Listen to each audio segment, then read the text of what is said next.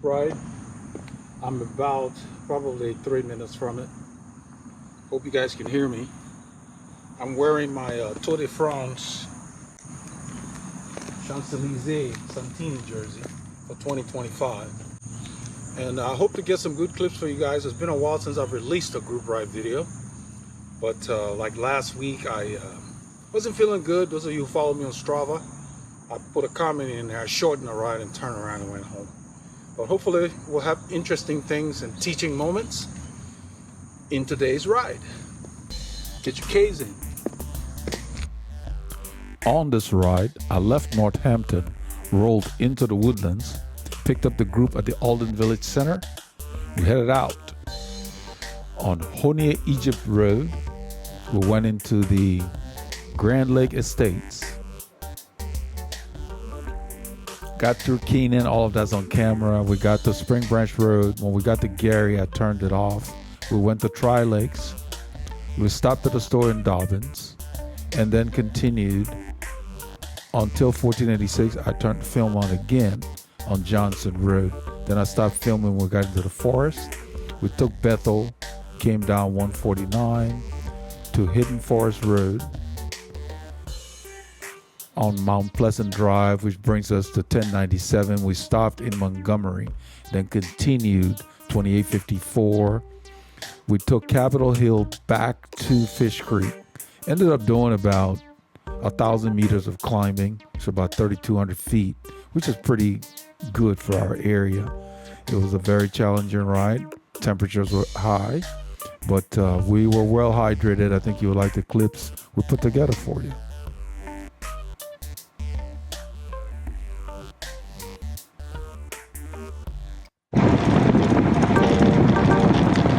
We're on the open road. We're on the Honia Egypt Road in Magnolia, Texas.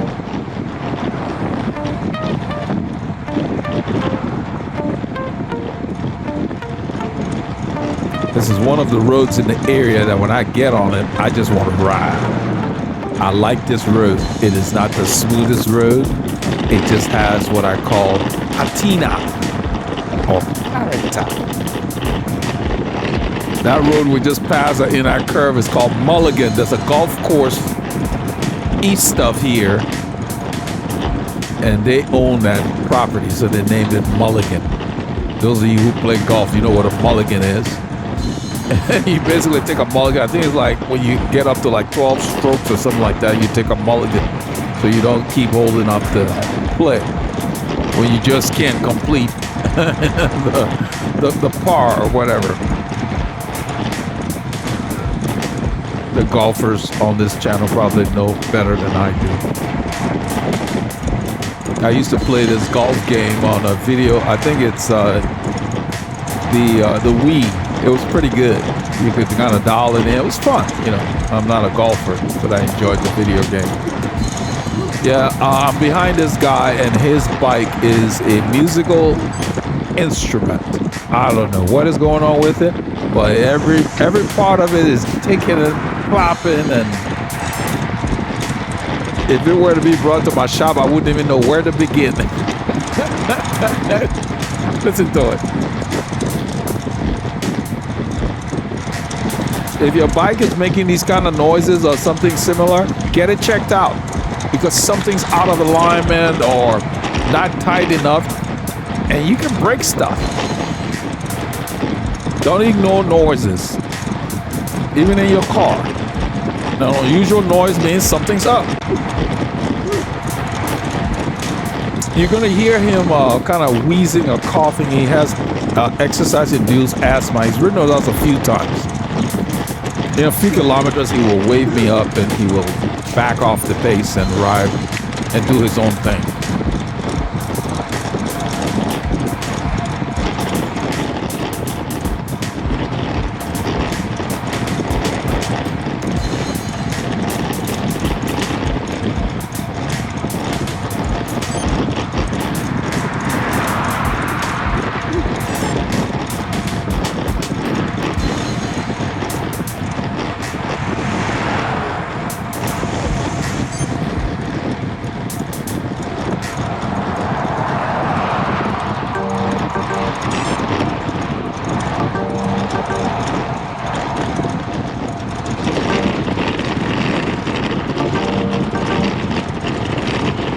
I don't like what they did in these curves. They've done it on quite a few of our roads out here. It just seemed totally unnecessary.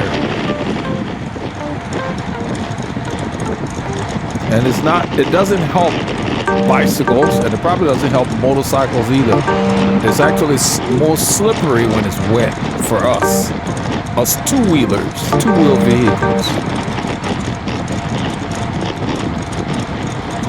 So I'm focusing on just riding and trying to tune the noises out, because noises they bug me. On my bike, I can't stand the noise. I got to figure out what it is and fix it. And listen to that. I don't know if it's the bottom bracket or what. And it's hard to diagnose noises on bicycles, because usually where you think it's coming from may not be the source.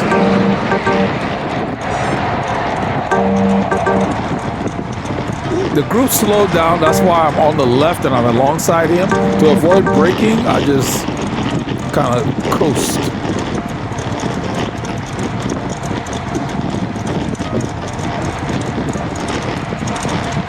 Sounds like it's bottom bracket. That's probably where I would start. The drive line, bottom bracket, chain ring, chain, derailleur, cassette, you name it. Then maybe rear brake will be down the list. How he continues to ride like that. He's not the only one. There's another guy that rides with us from time to time. Also have a noisy bike. I don't know. I just couldn't. If there's a noise on my bike, I gotta get to the bottom of it right away. Yeah, this is where he weighs me up.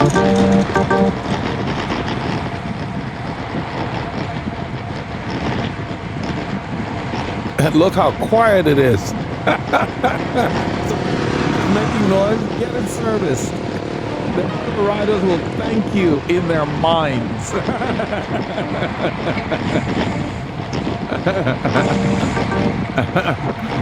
Plus, you don't want to go 50, 30, 50, 100 miles from home on a bike that's making noise, because you might get stranded. That noise might just lead to some failure. We're going to be turning left here into the Grand Lake Estates. Somehow, as we turn, I end up in the front. I'm going to drift back. Because whenever we start these rides, the people who want to force the pace, I let them do their thing and get it out of their system. I don't help. So they want to sit up there and force the pace. We let them sit up there till they get tired.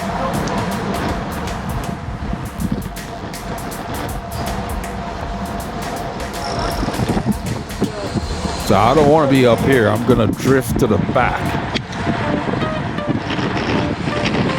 I don't want to film the road either, so.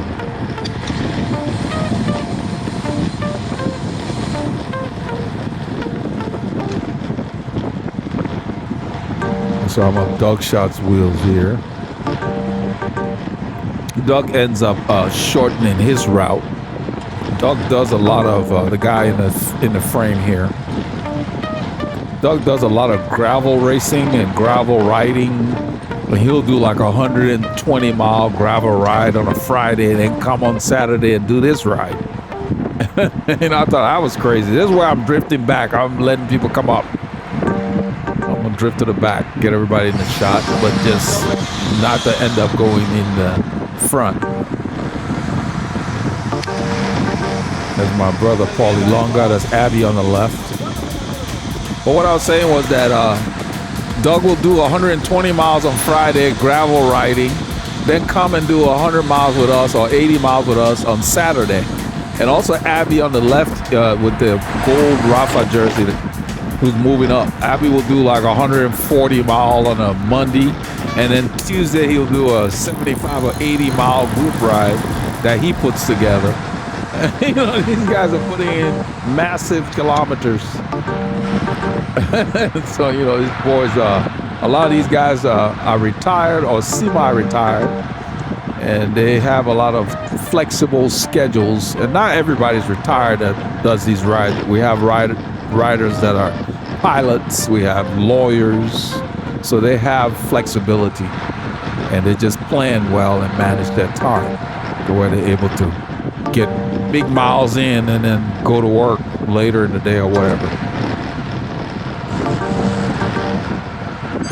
So you just got to plan, you know. It's like you want to do 18 holes, you know, you plan for that. Get the time, you go out, get on the links, and then when you're done, you go do other things.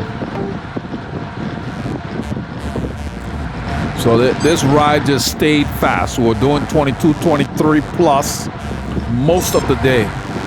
It did not matter whether we were going with the wind, crosswind, or back into the wind. In fact, it seemed faster when we're coming into the wind.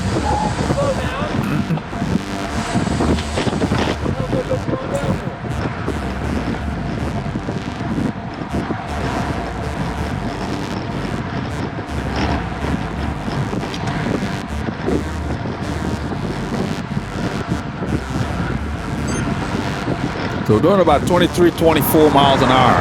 And this is an 80-mile ride.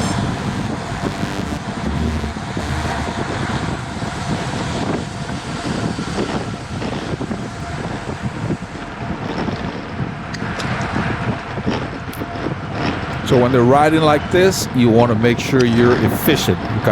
You sit in, make sure you're hydrated, make sure you're eating, and save it for beyond the third hour, because we ride for about 3.5 to 4 hours usually.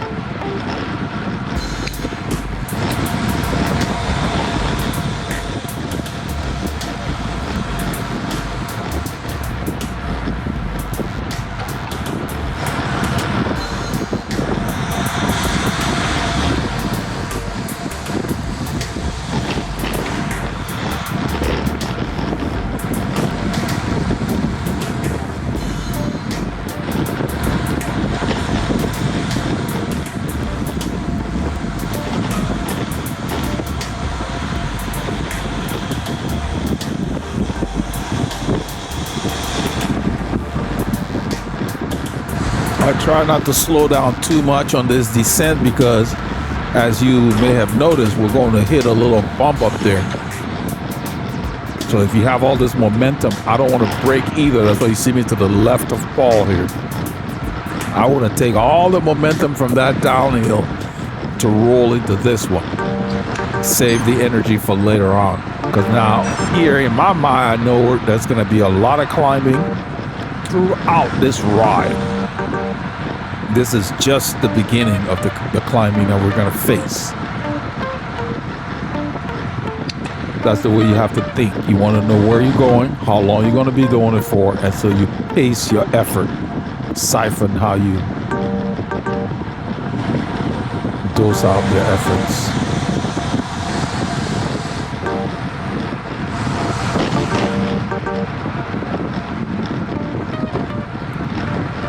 In this area here, every time the road goes up, people act like they're angry. So you're gonna see the watts going up. You go, we don't push less. We push more when the road goes up. They want to hold the speed. We're doing like 21, 20. Let's see here. We can slow down a little bit. We don't get in little gears on these bumps. We might downshift from a 53.16 to maybe a 53.17 or 53.19. But we're not getting in the little chainring on those little ones unless they're really steep, but 7% or more maybe. That's another thing you could do, what you see Paul and Abby doing. You can stand on the bumps because they're short, so that your heart rate doesn't go too high, and stand and roll that gear and then sit back down once the grade lessens. They call these sprinters bumps. They're little bumps, and we got a few sustained climbs, like off camera on this route. We got one when we're leaving Mount Pleasant that's fairly long, where you're climbing for maybe a minute.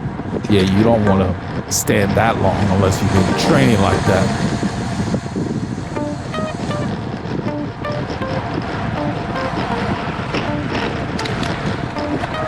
When we go over those bumps, I make sure that I keep my eye on the white reflector, the little round white reflectors. You don't want to roll over those with these bicycle tires. It'll be like hitting a rock. There's Mike Barreras on the left there. He's positioning himself, old crafty cyclist. Something for the turn. You'll see him in the forest. I think I got him on film when we get to Cyclist. He takes the turn. He's leaving the group. He pulls. Then he takes the turn and gaps us because he carries his momentum all the way through. That's the way you have to do stuff. So you save energy, you know. Why brake really hard if you don't need to? You can just roll through the turn and keep that momentum.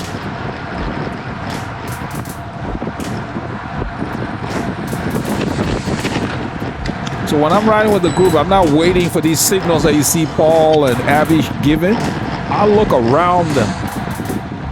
I want to see what's coming. I don't depend on signals. So when you're riding in a group, don't depend on people to call things out.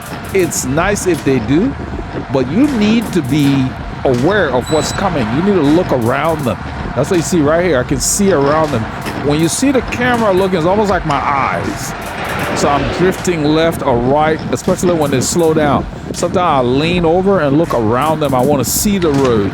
And what I do is I scan like an eighth of a mile or, you know, maybe 200 meters or 100 meters up the road to see what's the pavement doing. Are there debris on the right, depending on where we're riding? You got to know what's coming because it's almost like riding blind if you just follow the wheel and waiting for people to point things out.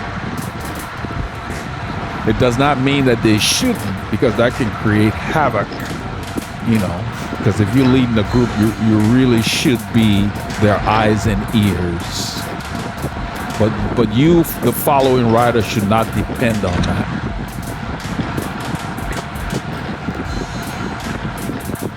So right now I'm in zone 4, like the bottom of zone 4 for me. So we're working here. 165 beats per minute. Everybody's different, so your heart rate might be different in your zone 4.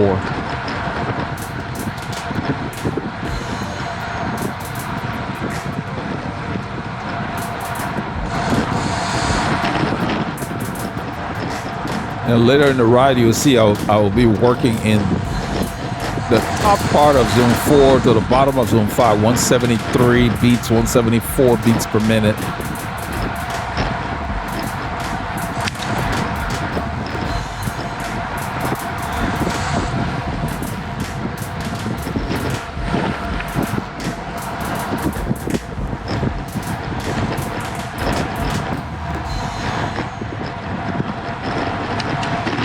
So in the area where we live, when we refer to the neighborhood, this is the neighborhood we talk about. It's called the Grand Lake Estates. We're going to be exiting soon.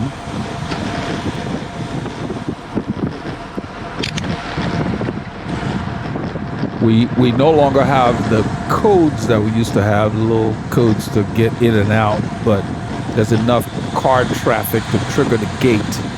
In fact, as we approach the rear gate, there will be a car coming out. Let them know, let the car go and open the gate for us. There's a bump here, there's one of those speed humps.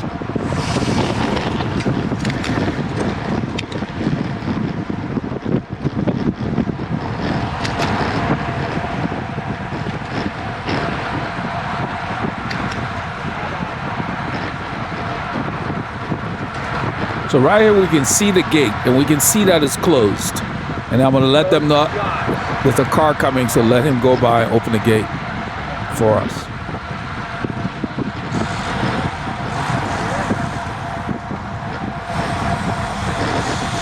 Car back, let him open the gate. Close it up. Because even when we had the code, there was no keypad on the inside. It's on the other side of the gate for the people coming from that direction. So we always needed a car and Once in a while, people will climb over the fence. I hate climbing over anything in cycling shoes. They're not designed for that. They're asking to fall. The carbon sole is too slippery.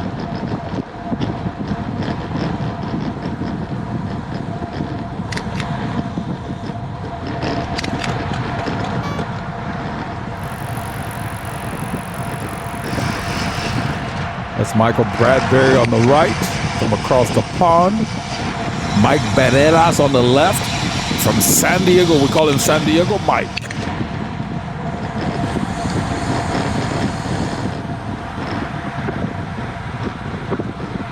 From San Diego, California, California Republic.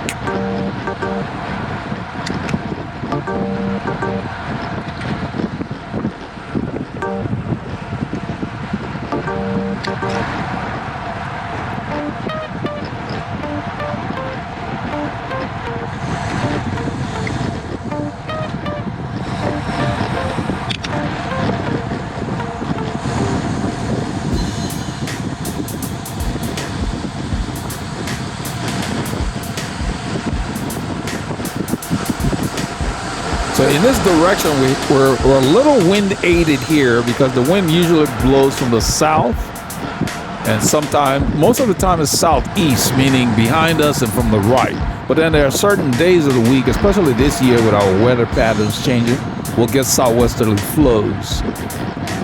And so right here, we're not working as hard for this speed, but it still is an accumulation, and you got to make sure you're drinking, you know, especially with the high humidity we have here. It says 27 Celsius. It feels warmer than that. It feels like 30 C, like 85.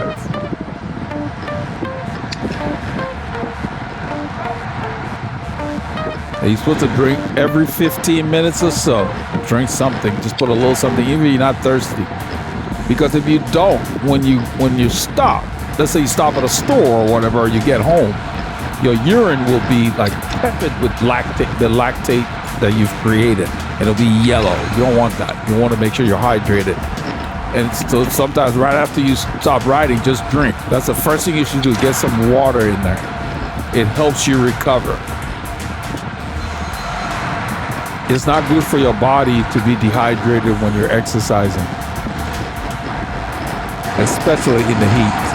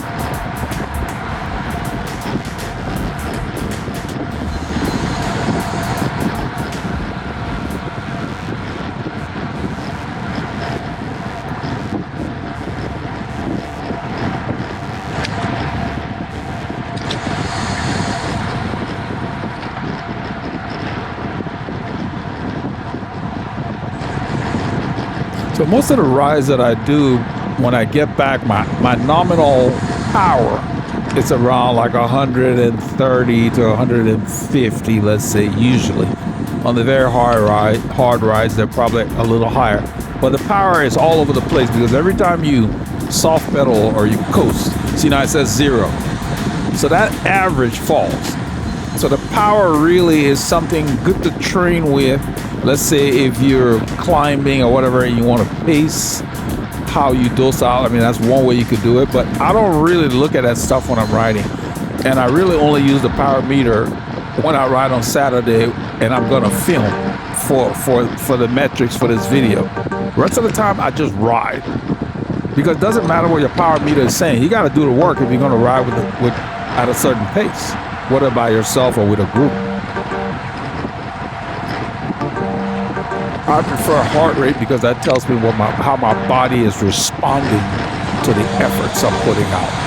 And so if I feel real crappy, I don't care what the power meter says. I'm going to back off and let my body rest.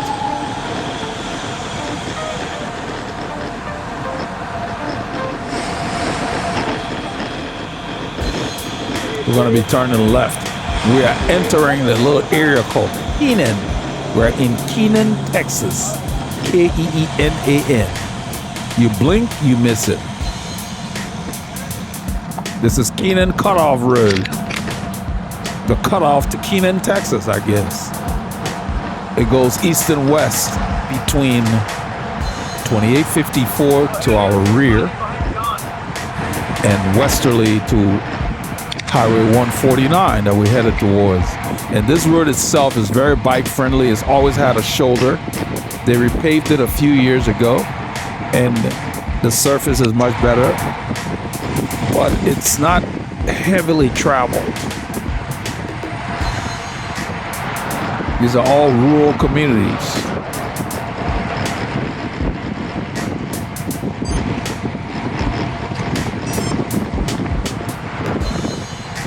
And it's lumpy. You get a good workout on this road.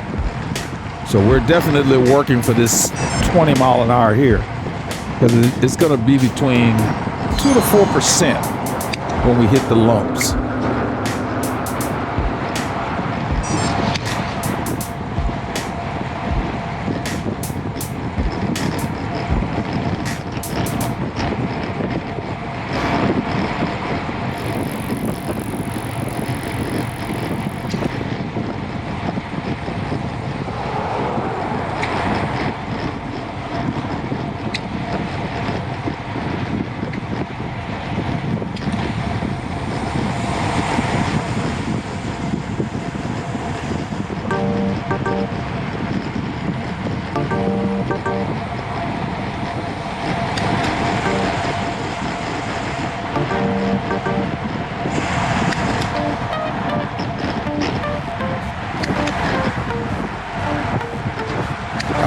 I slip on the right side of Doug because I did not want to lose my momentum. I don't like to brake on a hill.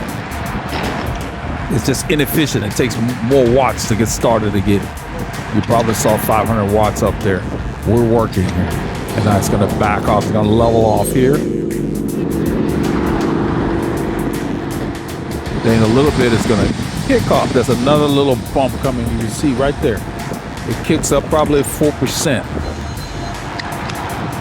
They may be short, but you've got them repeated back to back.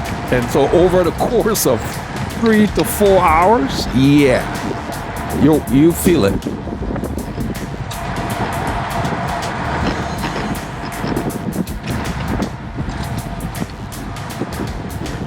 Plus the way we're riding them, you see 500 and some watts. So this is how you improve your ability to hold higher wattages longer.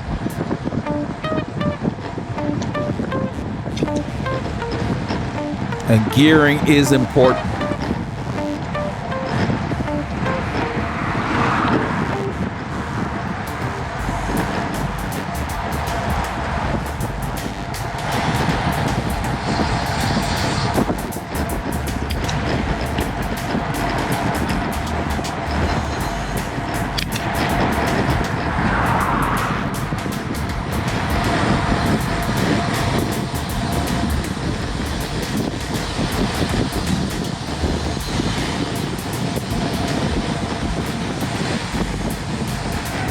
So I stay on the right so I don't have to brake. And then I'm gonna slip right behind Doug once they pick back up.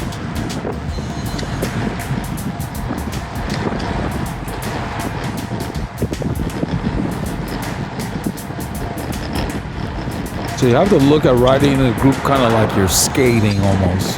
You don't want to be braking. If you're riding with a group that has a lot of braking going on, that means you have a lot of inexperienced riders.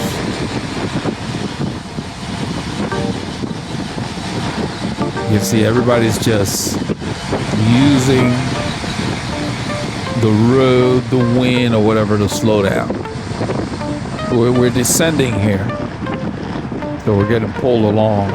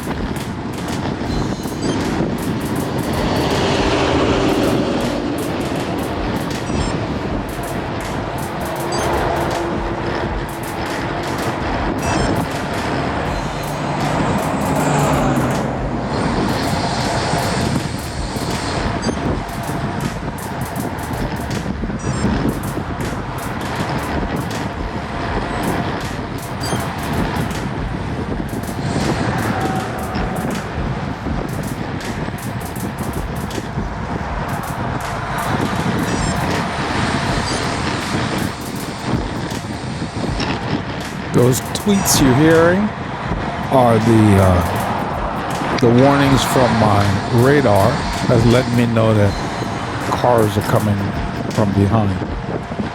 I've got it to where it gives a single tweet. I find it better than the multi-tones that they come with as a default. They're very handy to have, and then coupled with my mirror, great. You can have more peace of mind riding.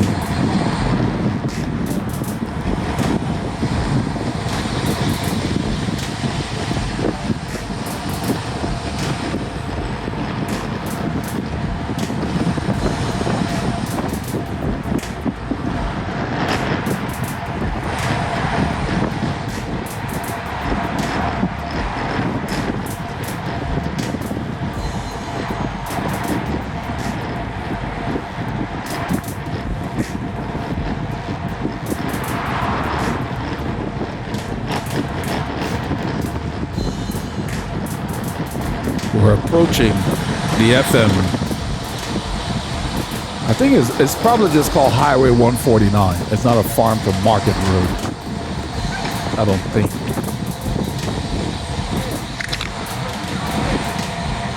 If you look at a little inset, you'll see the highway name to the right, top right corner of the screen. So we turn here. The busy road has a small shoulder.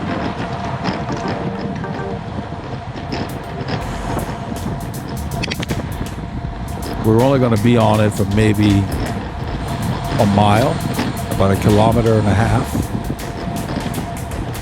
So 1,600 meters.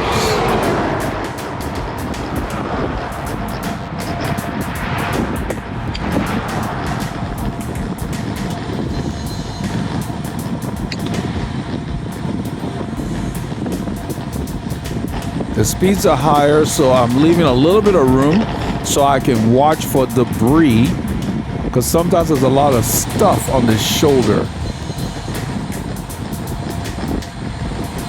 If you can avoid hitting a bunch of stuff when you ride, it minimizes your chances of a puncture. Your tires just last longer, they have less cuts.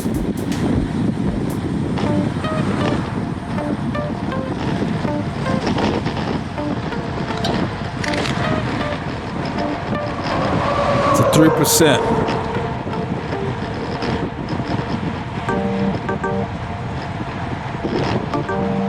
So imagine you're going for 4 hours and you're doing up and down, and when you're going up, you're hammering for 4 hours. So it adds up. It doesn't matter whether the area is mountainous or not. When you get home, you feel it in your leg.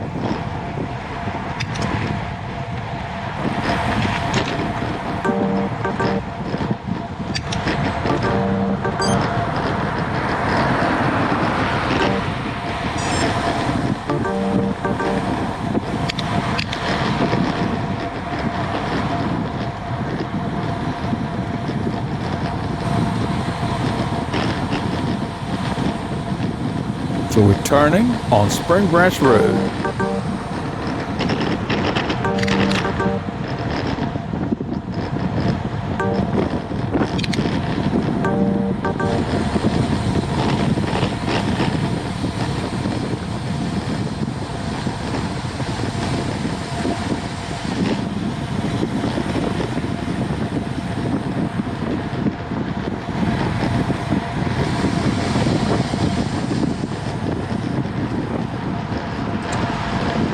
So these are the kind of roads that you want to find in your area.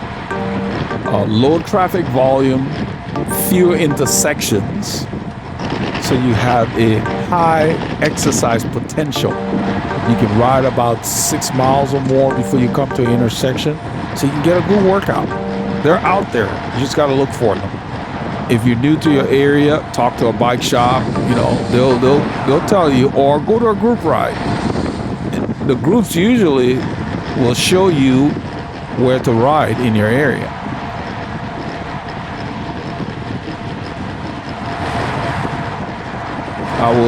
I've made a note to make a video about the benefits of group rides. There are a lot of people that don't do group rides. They have their reasons, but there are a lot of benefits. You want to get faster, you got to ride with fast riders.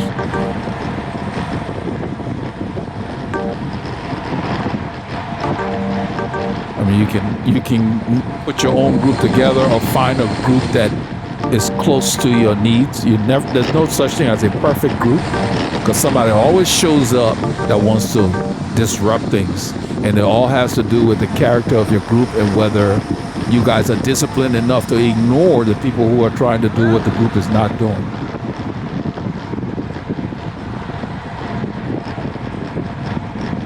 We did a ride on Sunday. There was a guy who does a local ride. He's ridden with us before. His name is Andrew, and his rides are pretty, like, 2 abreast, steady, you know. And one guy just kept going off the front. He ended up looking really stupid. I mean, it was like you left home early, put your bike in a car to come to the group ride, to ride away from the group. So why didn't you just ride by yourself? It just looked dumb. Because the rest of the group, everybody ignored him, who were doing 2 abreast. And he would ride off the front. And so you're not helping the group, you're not riding with us. So why are you here? Nobody said anything to him. I just laughed. Like, whatever. That does not impress anybody. It's not a bike race. You're not going across the finish line. You come to a group ride with your group. You're not going to ride with a group, ride by yourself.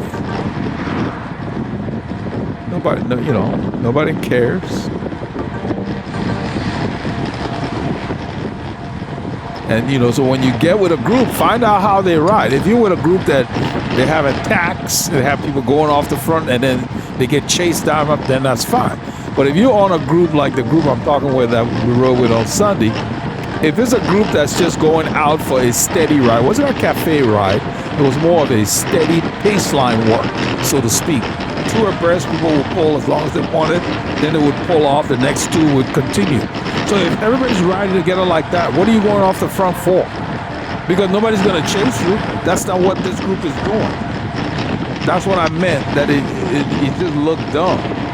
Because this is not what these guys do. You want to impress the group? Sit your butt at the front for 2 hours and pull the group. You can get your work in that way. They're looking for an audience. That's how you know they're trying to show off, and they end up making themselves look dumb. And that's all it is. It's a show. You want to show off? Go to a bike race. Everybody's there to race. Then you'll see.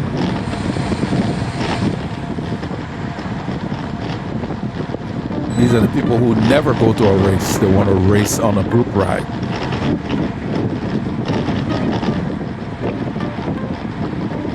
So we're going to hit this bump. It's around 9%. I like this hill. It's very intense, and then it's longer than the usual thing. So you look at the gradient. It's 6, 7. It's just going up. 9.5 was the highest I saw, and we're going hard. We're doing 28 kilometers an hour, maybe 16, 17 miles an hour with 400 watts, let's say. 18 miles an hour. Now it's lessening. It says 3%. I don't know. I think it's more than that. But anyway, it's lessening. So you got to pace yourself.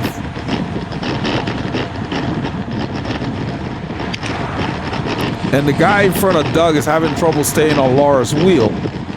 She's just riding, and she's riding hard, but she's just riding, and he can't stay on her wheel. I stayed to the right because the road was scraped up. I hate going over those things when I'm, riding, so I stayed on the shoulder. So even here, it's still scraped up. I'm riding on the shoulder right here because it's smooth. See, that guy just jumped on the shoulder as well. It's smoother. So right here, the scrape ends, and I come back on the road.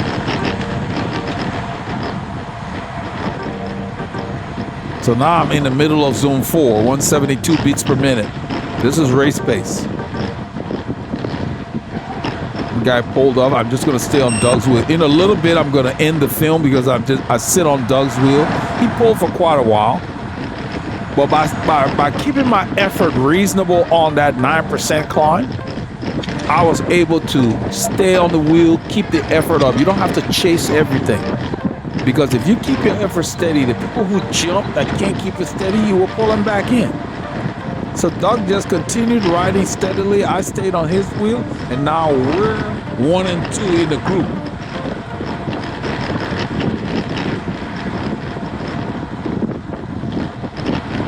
Now all I'm doing here is making sure I find the draft. And I keep my effort, my RPMs as close to 90 as possible. I'm not looking at that. It's really just feel. Because by keeping your cadence reasonably high, if the speed changes and you got to rev up, you're not really tapping too much muscular force. It's a perfect blend.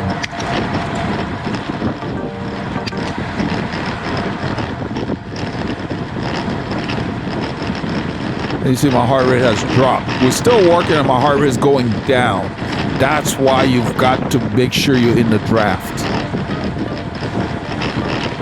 I mean, we're not climbing anymore. The road is kind of leveled off.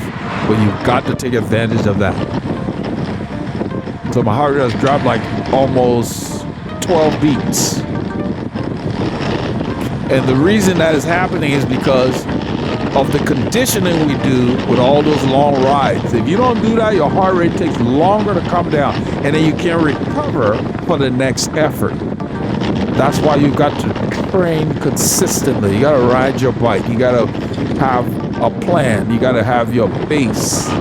Because without a base, yeah, you can ride hard one day, but it takes you longer to recover, and you just get more tired with each hard ride. I hope that makes sense. You've got to have a good base before you start pushing. Otherwise, it won't be something you can sustain, and it won't be worth anything. Your fast won't be that fast.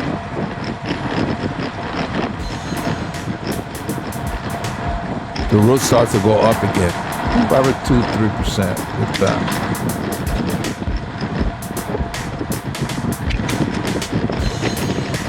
But somewhere around here, I'm going to switch to when we're after the stop.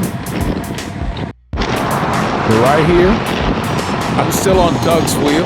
We're after the stop. We're on 1486. This is after the stop in Tri-Lakes. We're going towards Degas, Texas.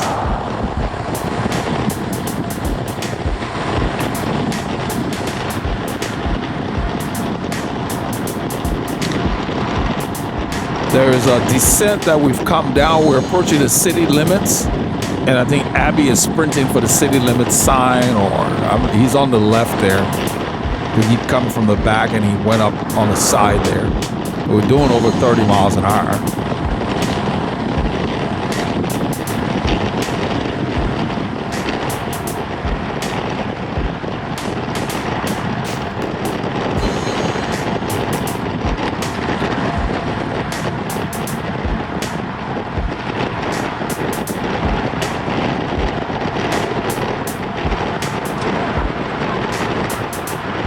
So Abby's drifting to the back. I'm just staying on Doug's wheel. We're going to be turning right. We're headed north. Right now we're going to be going east to the right. And that's where Johnson Road leads to a nice little climb. One of my other favorite climbs out here. It's a little far from where we live, so I don't come out here during the week. But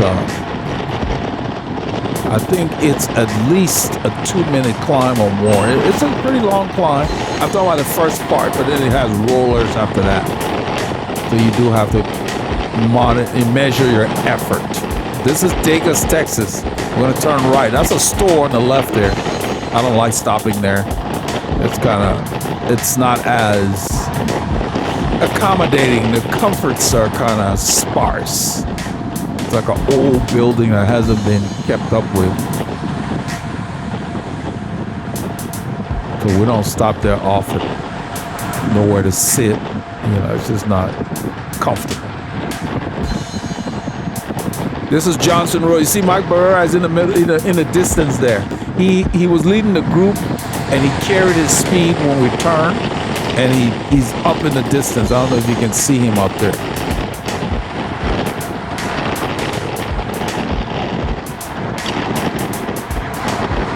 So he probably put it in a big gear when he rolled that corner and just powered away.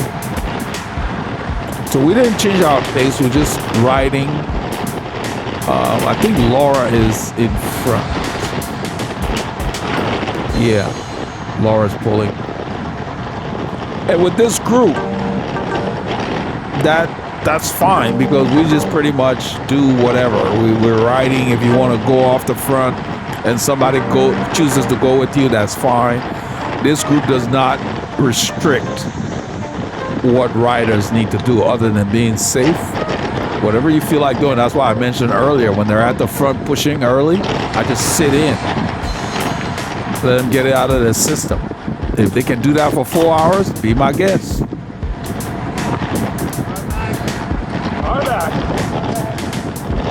So we're going to close it up a little bit so this car can pass. That's Mike in the distance there. And he had pulled us for a while, so he had to work. So he's working really hard, maintaining his gap.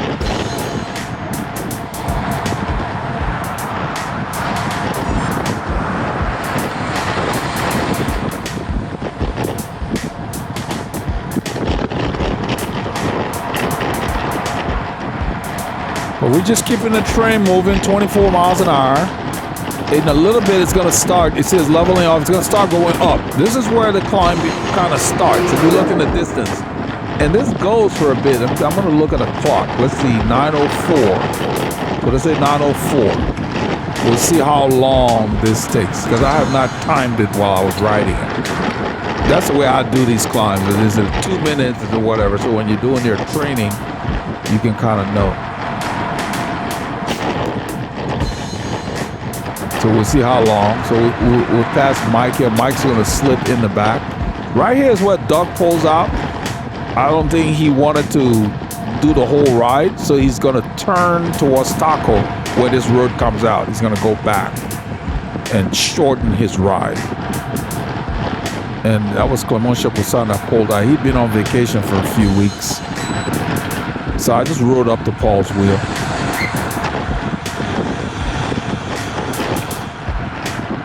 We didn't get that dog that usually lives out here that comes out to harass us. He didn't come out today. So you can see my heart rate gets back up to 167 on the bottom of zone 4. I'm creeping into, yeah, so now you just have to settle into a rhythm. I usually like to climb 75 to like 95, that range. I mean, it depends on how I'm feeling or the kind of climb it is. And how, we're riding it. So Laura pulls off.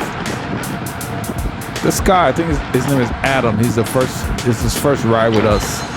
He joined us with Mike.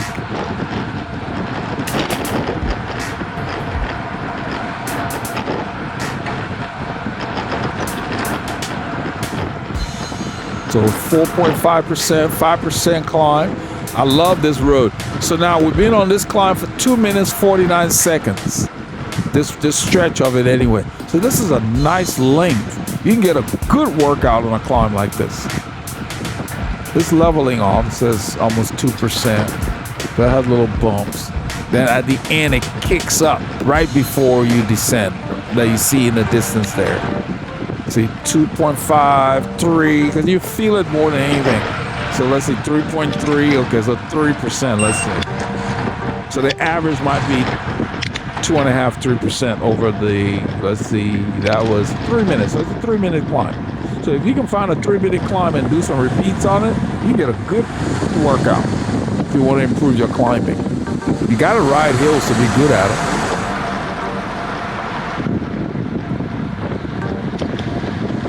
Or you can ride into the wind in a large gear. So after that descent, this one is 5.4, but it's short. It says 6 right here. It's a different kind of climbing. All of them are different. This one is more of a relaxed approach. The other one had a bunch of kickers, almost like when you would have a hairpin. Yeah. So this is a different kind of effort. Abby's in a big gear rolling it. I just maintain where I am. I'm just sitting. We got a long day. That's all I'm thinking about.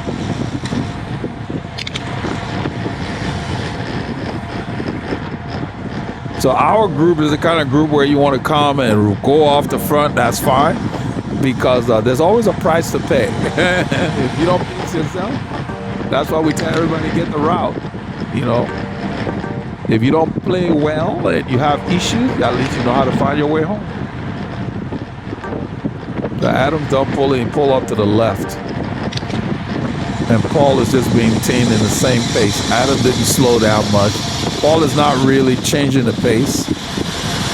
We're going to descend, and right up there, you see where it curves? It kicks up, it curves, it lowers off, then it curves to the right and kicks up. And so a lot of people will go, like Michael is going, he's in a small gear spinning it. I just stay in the same gear I'm in. And I'm rolling it to see who comes around, and I'm going to slip onto the back.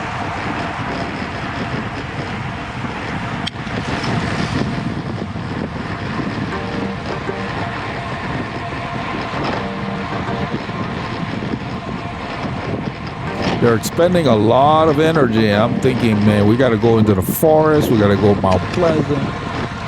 So I just sit right here. Now they slow down. So you see all that expenditure of energy, and they turned off the power. And we just kept our pace steady and roll right back. But I'm going to actually go by them. So you have to pay attention to the dynamics of your group and ride accordingly. You don't have to go in and move.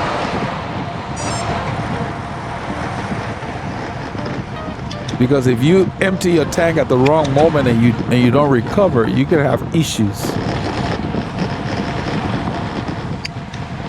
So I don't know what you did on Saturday, but this is part of what we did. This ride was a lot more interesting than I expected. The last few rides I've done, there wasn't a whole lot going on. We just had people in a line on the highway. This, I like when we come out here where people spread out so you guys can see what's happening instead of just being in a line. And that was the reason I decided to release this video. So we're going to get to where we're doing them weekly, and I'm going to have some other videos. People are sending requests that they want some videos where I'm in the bike room talking from the cave, talking about different topics. So I'm going to do one on how you ride with your group to start, and then we'll go from there. But we approach this 1097, so dog who pulled out of the line back there is going to turn right here. We're turning left to go into the forest. This road is called Bethel, and also 1097. That's Jerry. So this is where he's asking about Doug. And I tell him, yeah, let's wait for Doug. So yeah, I thought something happened to his bike. He said no. So Doug is tired because he probably did a big ride on Friday, and he's not recovered. So I suggest that we slow down to check and make sure he's okay, just to see, because usually we can see him. No mercy. So Abby's telling me have mercy. Yeah, Abby always says that. So I told him no, we're not gonna have any mercy. What's going on with Doug? Are we gonna stop? We're just gonna slow down. I don't know if he stopped like this. Yeah, so we're gonna soft pedal for maybe a mile. And then we find out that Doug had turned the other way. Let's see what's going on with stuff. just spin a little gear. So that's pretty much what we do, just to check to make sure he's okay. And then we continue. We found out that he turned back the other way, so we just continue. So I hope you got a chance to get your No keys mercy. in.